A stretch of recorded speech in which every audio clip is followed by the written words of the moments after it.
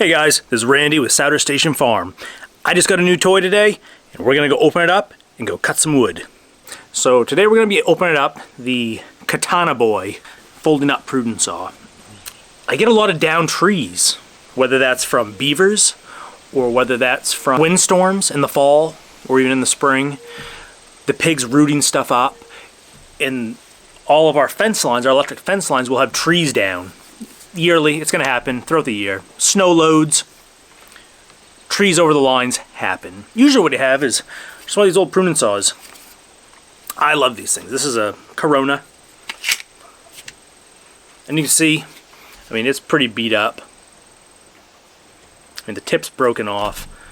I mean, look at that. It's not even it's all curvy and ridiculous. It beat the snot out of this thing. This has been banging around in the four-wheeler, on the back of the tractor. It's been left outside I don't know how many times. It kind of lives over in the pack basket over there. I try to put it back in, it's like you have to like wedge it just right. Anyway, it's a great little saw. I love this thing for small jobs. You know, if I'm out or trimming the fence line, doing fence line maintenance, it's really nice to have a quick and easy saw, because usually it's like one tree. You know, you get a 4-inch to 6-inch diameter tree. You just got to cut it in a couple spots just to get off the fence line, then you're going on. Perfect. You might have just a couple, but occasionally we get bigger trees. And if I'm only going to have to cut a couple trees, rather than dig out the chainsaw, tighten the chain, make sure the oil's topped off, the bar and chain oil, make sure the gas is topped off, lug it all the way out through the woods, down through the trails to cut one tree, then take it all the way back. It's way easier to have a handsaw. But this, a lot of times, just won't do it. Once you start getting over that, 4 to 6 inch size log, it's a pain in the butt. It really is. And that's when I generally go grab the chainsaw. But now, ideally, with this new saw, the goal is to be able to just grab that one handsaw and I can just walk through, cut what I need quickly and efficiently. So let's open it up and see what we got. Oh, that's pretty cool. It already comes right in this little bag.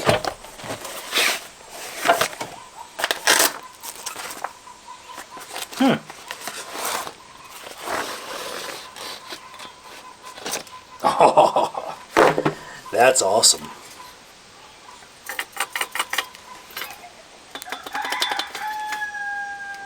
Well, it's not very heavy. Oh, that rubber is super nice. Oh, that's a nice grip. I could be sweating or in the water in a swamp. I think I have to loosen that up there.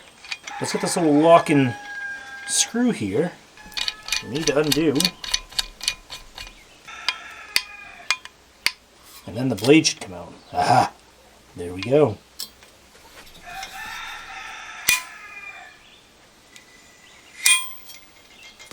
Oh.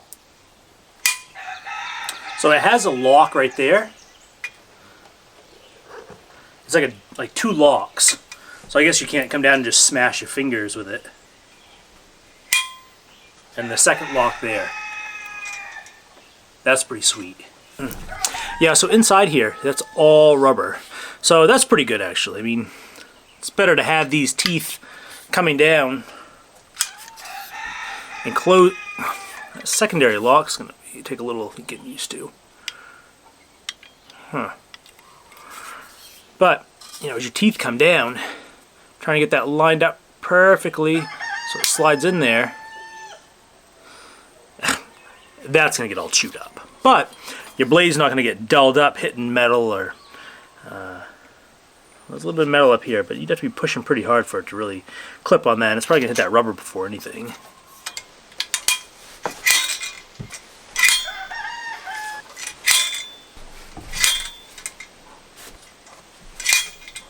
I don't know. We get some playing around to do. Let's go cut some stuff. Let's try this one out to start with. A little bit of dead fir or spruce. I think it's a little spruce. Let's start with this. I should have brought the hatchet with me. We need wood. go! That double lock's gonna take me a little bit. What do we got going on here? What did I do? Did I do something? Yeah, it gets hung up. So it does get hung up if this really isn't backed out quite a ways. Basically, there's only about 1/4 of an inch of thread left. So it's backed off quite a ways. You know, back it off nearly almost all the way out. And then it has enough travel so you don't get that two-stage. It's these little notches that are getting hooked up. So it must be just, honestly, it's probably just the shape of that cam. And as it goes around, because it's not, it looks pretty round. Something in there is obviously fetching up just a little bit. And it could maybe partly that there's a spring in there that puts tension, the spring that keeps that bouncing back. So, whatever. It's not a big deal. Just got to get used to this. I'll hold it from here. Yeah, kind of like that.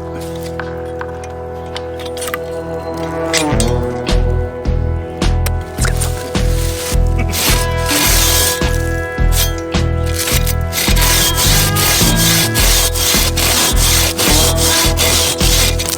Get the cut. Yeah, keep it so sharp.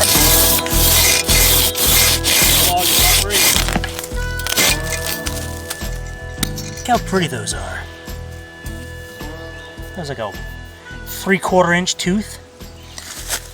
And these are all sharpenable. You can see the edge on there. This is cool.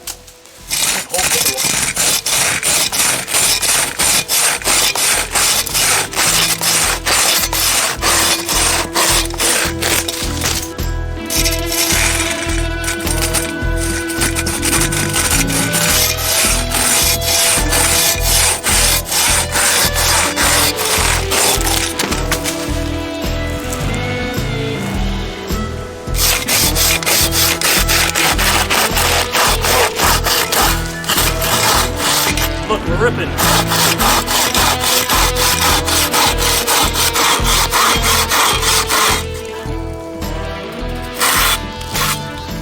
Yeah, start a fire with that. Look, I know what you're thinking.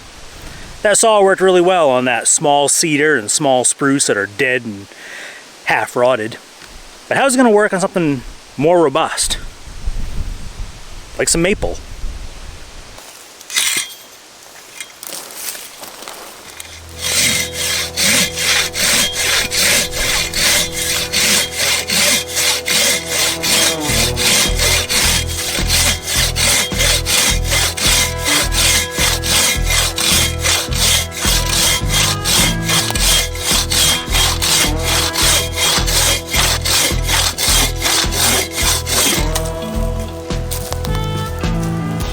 That's pretty nice.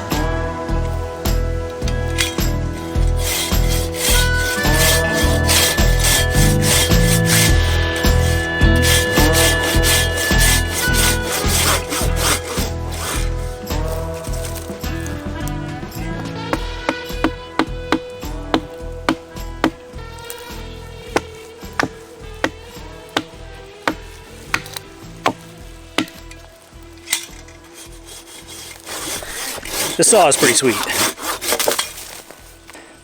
I'm liking it a lot. Trees that size, 9-10 inch diameter, red maple, no problems at all. If you've used any pruning saw that works on the pull stroke, there is a pace to it, and you just feel those teeth biting in with every stroke. And the cool thing with this saw is like 2 feet of pull. It's a huge stroke every time, and it just cuts right down through. But that maple there was nice and solid. So let's go on the trails real quick. See if I can find an example of trees down over our lines that we typically run into. The beavers drop trees right over our fence line. Now at the moment, it's not actually touching the fence line. But long term, we can't be having this. You know, there's a 12 to 14 inch diameter popple that the beavers dropped onto the fence line. It hasn't been addressed because I'd have to come all the way back out here with the chainsaw for this one log. So another little benefit of having this handsaw is when I have employees out here doing stuff, and sometimes folks helping out that don't have the same kind of mechanical skill to run a chainsaw, I can send them off with our handy handsaw, and they can take care of these one-off problems now and again. So that's a big thing. There's definitely a much higher liability, and some people just aren't comfortable running chainsaws, and there's a risk and the training that goes into it and the time commitment, and sometimes we just have not volunteer, more seasonal help, and that may be a whole new skill set jumping somebody up into a chainsaw, whereas a handsaw is much more approachable, and it's lightweight, it's easier on them, and especially for just a one-off, you know, a couple logs here and there like this situation, that's what I'm kind of hoping this is going to be good for. So, all right, so that's probably about it right there. I like this saw, although there is one thing that I've noticed that is annoying that I don't like, and it's this little release screw here. While you're sawing, you know, it's going to vibrate and it's just going to slowly tighten up a little bit. They probably want you to tighten this. If I were to read the directions, maybe I will afterwards, they probably recommend you tighten that down as a safety feature. I'm not sure what it'd be saving you from. I mean, that's really kind of minor. It's a great little saw. I like it a lot. I'm really excited. This is gonna be great. I think now that I've been using it, really big logs like the one I'm sitting on, it will cut through them. I could put up a lot of wood if I had to. If we had some sort of economic or world collapse and I did not have an ability to run a chainsaw, much of my time day to day would probably be spent acquiring resources like energy, food, water, shelter. And with that shelter comes, you know, heat. So I may have an entire day just to saw logs up. But I think I'd probably stick more to the 6 to 8 inch size logs. I think they just go faster. Big ones, they're not bad, but I'm not sure that the time invested to cut them is worth the return you get. I almost feel like it'd be better off cutting more smaller logs than it would be less larger logs. I don't know. I'm gonna play around with it for next year on that end anyway, and keep getting a feel for it. Intuitively, I feel like one of the really thick, almost like the two-person, like the two-man cross-cut saws, but like a single person, something a little more robust with a larger tooth set, may be more appropriate for this larger diameter wood, specifically for putting up firewood. That where it's a day in and day out, a long stretch. This might be just a little underkilled, but it certainly makes massively short work of something like this situation, clearing trails, getting it off the fence line. If we go camping, I would have no problem over a weekend cutting up all the wood I need with just this little thing. I like it. A great saw, it feels solid. So I hope this helps you guys out. We've got a link in our description. So if you go through our link and you make a purchase and buy one of these, we'll get a small commission on that, which just really helps offset the channel and allows me to continue putting out content and information for you guys. So I really hope this helps you guys. Best of luck and go get yourself a saw. Until next time, see you later.